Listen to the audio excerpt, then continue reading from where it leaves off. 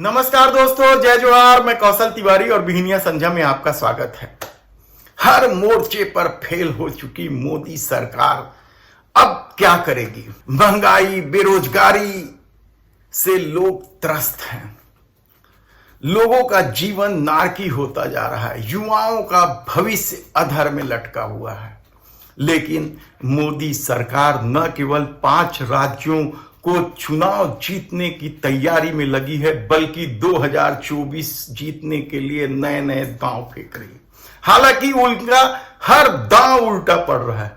महिला आरक्षण की क्या हुआ? नारी शक्ति वंदन बिल के नाम से इसे लाया गया, लेकिन दांव उल्टा पड़ गया। दरअसल मामला महिलाओं में ओबीसी कोटा फिक्स करने की बात को लेकर, और राहुल गांधी ने तो संसद में बीजेपी की धज्जियां उड़ा दी। इसके अलावा भी कई बिल उन लोगों ने लाए और लुभाने की कई कोशिश की, सब कुछ उल्टा पड़ा गया। छात्र, मजदूर, किसान, नौजवान सब तरफ नाराजगी है। और अब तो जाति जनगणना का जो मामला उठा है, उसके चलते पिछड़ा वर्ग का जो vote bank Bharatiya Janata party ने साधा था, वह भी खिसकने लगा है। तब भारतीय जनता पार्टी क्या दांव खेलेगी? देश के प्रधानमंत्री नरेंद्र मोदी ऐसा कौन सा दांव खेलेंगे? कहा जा रहा है कि अब उनका ध्यान किसानों को लेकर है। किसान इस देश के सबसे आसान लोग हैं, सरल लोग हैं। हालांकि 3 कृषि कानून को लेकर किसानों ने मोदी सरकार की बखिया उधेड़ दी थी और मोदी सरकार को बिल वापस लेना पड़ा। तब से किसान लगातार नाराज हैं और अब उन्हें साधने के लिए मोदी सरकार बड़ा दांव खेल रही। हालांकि यह बड़ा दांव नहीं है, लेकिन मोदी सरकार को लग रहा है कि लाभार्थी 5 किलो अनाज की तरह यह भी बड़ा दांव साबित हो सकता है। उत्तर प्रदेश का चुनाव तो 5 किलो अनाज लाभार्थी के भरोसे ही भारतीय जनता पार्टी ने जीती है। तो क्या 5 राज्यों का चुनाव और लोकसभा के लिए किसानों को रिझाने के लिए इसी तरीके का झुनझुना पकड़ाया जाएगा? यकीनन मीडिया रिपोर्टों के अनुसार देश के प्रधानमंत्री नरेंद्र मोदी शीघ्र ही किसान सम्मान निधि राशि में बढ़ोतरी कर सकते हैं। अभी 6,000 रुपए मिल रहा है। कितना करना? अभी 6,000 रुपए मिल रहे हैं, यानी रोज के हिसाब से 17-18 रुपए।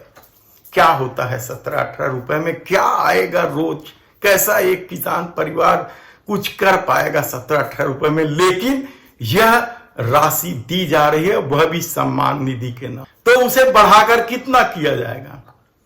8,000 रुपए। क्या 8,000 का झुनझुना पाकर किसान मोदी सत्ता से खुश हो जाएंगे? इस महंगाई को भूल जाएंगे? इस एमएसपी में जिस तरीके से कीमत बढ़ाने के नाम पर उनके साथ अत्याचार किया गया, उसे भूल जाएंगे?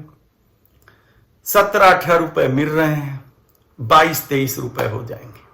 रोज 22-23 रुपए भी क्या होता है? लेकिन मोदी सरकार को लगता है जब 5 किलो अनाज देने से लोग उन्हें वोट दे देते हैं, तो 6,000 का 8,000 करने से किसान उन्हें वोट क्यों नहीं दे देंगे? लेकिन हकीकत क्या है? यदि आप महंगाई और उपज को देखें तो आप हैरान हो जाएंगे। किसान जो भी उपज लेते हैं, गेहूं, धान, गन्ना, कपास, यदि आप उनके लागत मूल्य को देखें तो 150% से अधिक बढ़ोतरी हुई है इस महंगाई के चलते। लेकिन एमएसपी कितना परसेंट बढ़ाया जा रहा है? यदि आप गेहूं को छोड़ दें तो 26%, 51, धान में 51%, इस तरीके से समर्थन मूल्य बढ़ाया गया।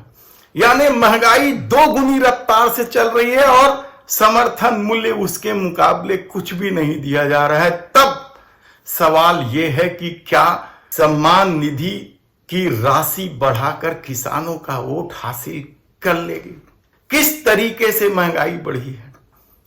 गैस की कीमत को लेकर लगातार विवाद हो रहा है और उसको देखते हुए 2 बार उज्ज्वला गैस की कीमत मोदी सत्ता ने कम कर दी है, सब्सिडी बढ़ा दी है, लेकिन हकीकत तो यह है कि आज भी जिस कीमत से उज्ज्वला गैस मिल रही है, गरीब लोग इसे नहीं खरीद पा रहे हैं। दाल की कीमत 35%, 40% तो पिछले साल के मुकाबले बढ़ गई है।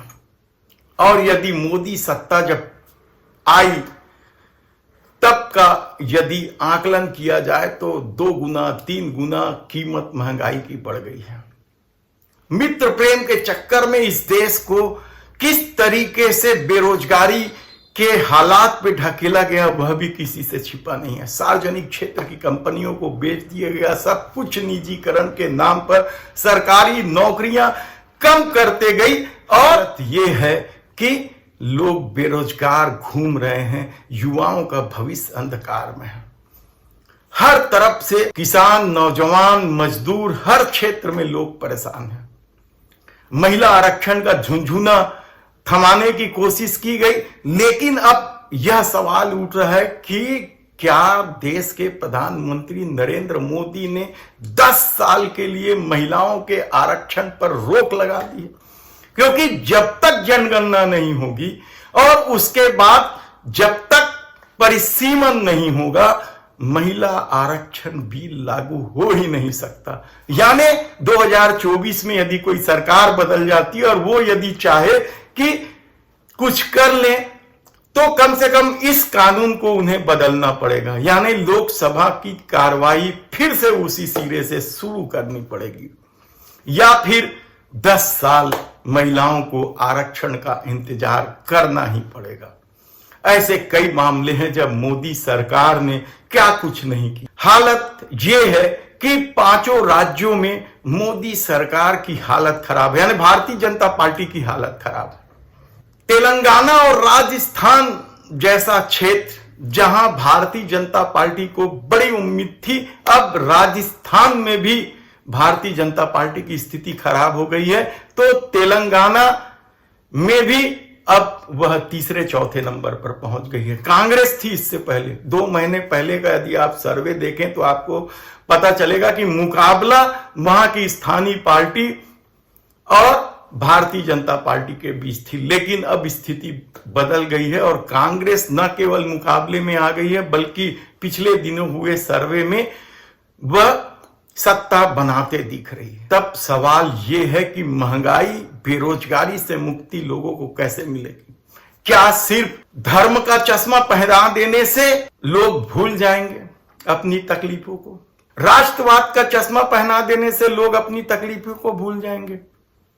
आप देखिए कि किस तरह से नैरेटिव सेट किया जाता है। मणिपुर पर देश के ना तो प्रधानमंत्री बोलने को तैयार है, ना गृह मंत्री बोलने को तैयार है, ना भारतीय जनता पार्टी बोलने को तैयार है, लेकिन इजराइल के मामले में वे खुलकर बोलने लगे हैं और उसे राष्ट्रवाद से भी जोड़ रहे हैं। लेकिन उन्हें अटल बिहारी वाजपेयी ने क्या कहा था वह भी सुनना चाहिए। लेकिन यह दौर मोदी का, प्रधानमंत्री का दौर है और इस दौर में राष्ट्रवाद और धर्म की पट्टी बांधकर लोगों को तकलीफ देने का ही काम हो रहा है, कहा जाए तो गलत नहीं होगा। तब सवाल यह है कि क्या सिर्फ 2000 रुपए सम्मान निधि राशि बढ़ा देने से किसान खुश हो जाएंगे और मोदी सरकार को वोट दे देंगे? देखना होगा। धन्यवाद।